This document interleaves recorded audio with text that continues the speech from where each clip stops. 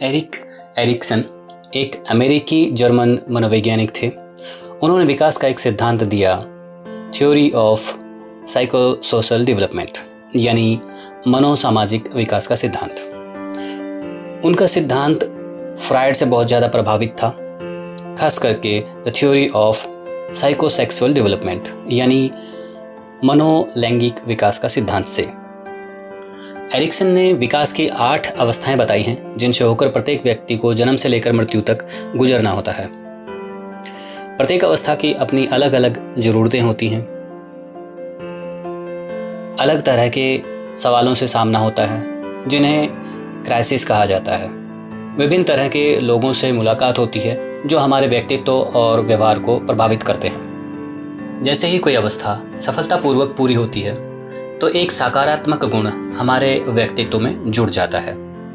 First stage, जन्म से लेकर 18 महीने तक, इसका नाम है ट्रस्ट वर्सेस मिसट्रस्ट, यानी विश्वास बनाम अविश्वास। शिशुअवस्था में हमारे दिमाग में सवाल उठता है कि बाहरी दुनिया पर हम विश्वास कर सकते हैं या नहीं, और क्या यह सुरक्षित है। और हम सीखते हैं कि अगर हम फिलहाल किसी पर विश्वास कर सकते हैं तो हम भविष्य में भी दूसरों पर विश्वास कर सकते हैं। लेकिन अगर हमें भय का अनुभव होता है तो एक अविश्वास की भावना पैदा होती है। इस समय विकास का केंद्र हमारी माँ होती है। यह अवस्था पूरी होने पर हमें एक गुण की प्राप्ति होती है और वह गुण है होप, यानी आशा। सेकंड स्टेज, 18 महीने से 36 महीने तक, ऑटोनॉमी वर्सेस शेम, यानी स्वायत्ता बनाम लज्जा। पूर्व बाल्य अवस्था में बालक शारीरिक रूप से सक्रिय हो जाता है और वह अपने काम खुद करना चाहता है, जैसे खुद ही खाना चाहता है, खुद नहाना चाहता है और खुद ही अपने कपड़ों का चुनाव करना चाहता है। अगर उसे यह कर नहीं दिया जाता है तो उसमें आत्मविश्वास बढ़ता है। इसके विपरीत आलोचना या अत्यधिक नियंत्रण किया जाता है तो उसे अपनी क्षमताओं पर संदेह होना शुरू हो जाता है। इस अवस्था में सबसे ज़्यादा प्रभावित हमारे माता पिता करते हैं और इस अवस्था की पूर्णता के बाद जो गुण हमें प्राप्त होता है वह है will. Third stage, 3 to 6 years pre school age, initiative versus guilt, यानी पहल बनाम अपराध बोध। स्कूल की पूर्वावस्था में हम पहल करते हैं, हम सामाजिक खेलों में भाग लेते हैं, हम योजना बनाते हैं, हम बहुत सारे प्रश्न पूछते हैं। अगर हमें प्रोत्साहित किया जाता है तो हम में उद्देश्य निर्धारण क्षमता का विकास होता है। लेकिन अगर माता पिता द्वारा हमें रोका जाता है या शारीरिक दंड दिया जाता है तो हम में अपराध भावना उत्पन्न हो जाती है। इस समय पूरा परिवार हमारे विकास को प्रभावित करता है। इस अवस्था की पूर्णता के बाद हमारे व्यक्तित्व में जो गुण जुड़ जाता है वह है पर्पज या लक्ष्य निर्धारण की योग्यता। Fourth stage, 5 to 12 years school age, industry versus inferiority, यानी परिश्रम बनाम हीन भावना।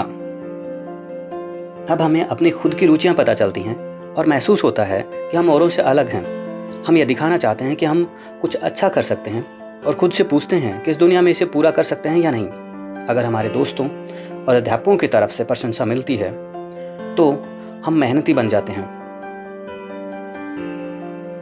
अगर हमें बहुत ज़्यादा नकारात्मक पृष्ठपोषण मिलता है तो हमें हीन भावना महसूस होती है और हमारा हौसला टूट जाता है, अभिप्रेरणा स्तर गिर जाता है। इस समय हमारा पड़ोस और स्कूल सबसे अधिक प्रभावित करता है।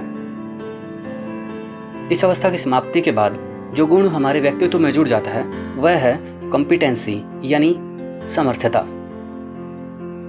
Fifth stage, 12 to 18 years adolescence और teenage, identity versus role confusion, यानी पहचान बनाम भूमिका भ्रांति। किशोर अवस्था के दौरान हमें पता चलता है कि हमारी बहुत सारी भूमिकाएं हैं। हम दोस्त, विद्यार्थी, बच्चे और नागरिक होते हैं। हम में से बहुत सारों के सामने पहचान बनाने का संकट होता है। इस समय यदि हमारे माता पिता हमें बाहर जाकर खुद से सीखने देते हैं तो हम अपनी पहचान बना लेते हैं।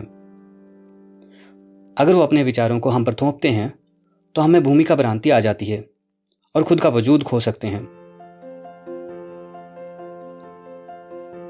इस समय हमारा सीखना हमारे साथियों और हमारे आदर्शों पर केंद्रित होता है। इस अवस्था की पूर्णता के बाद जो गुण हमारे व्यक्तित्व में जुड़ जाता है वह है फिडेलिटी यानी कर्तव्यनिष्ठता। 6th stage 18 to 40 years young adulthood, intimacy versus isolation यानी घनिष्ठता बनाम अलगाव। जैसे ही हम किशोर अवस्था को पार करते हैं हमें दूसरों के साथ घनिष्ठ और मधुर संबंध बनाने की आवश्यकता महसूस होती है। हम खुद से सवाल करते हैं कि क्या हम प्यार कर सकते हैं। अगर हम लंबे समय तक संबंधों को निभा पाते हैं तो हमें आत्मविश्वास बढ़ता है और हम खुश रहते हैं। लेकिन किन्हीं कारणों से अगर हम ऐसा नहीं कर पाते हैं तो हम खोए खोए रहने लग जाते हैं और हमें अलगाव की भावना बढ़ जाती है। इस समय हमारे विकास को हमारे मित्र और हमारे जीवन साथी सबसे अधिक प्रभावित करते हैं। अगर इस संकट का समाधान हम सफलतापूर्वक कर लेते हैं तो स्नेह या प्रेम का गुण हमारे व्यक्तित्व में शामिल हो जाता है। 7th stage 40 to 65 years middle adulthood, generativity versus stagnation यानी उत्पादकता बनाम जड़ता। जब हम 40 के आसपास पहुंचते हैं तो हम चिंता करने लग जाते हैं कि हम अगली पीढ़ी और समाज के बारे में क्या कर सकते हैं।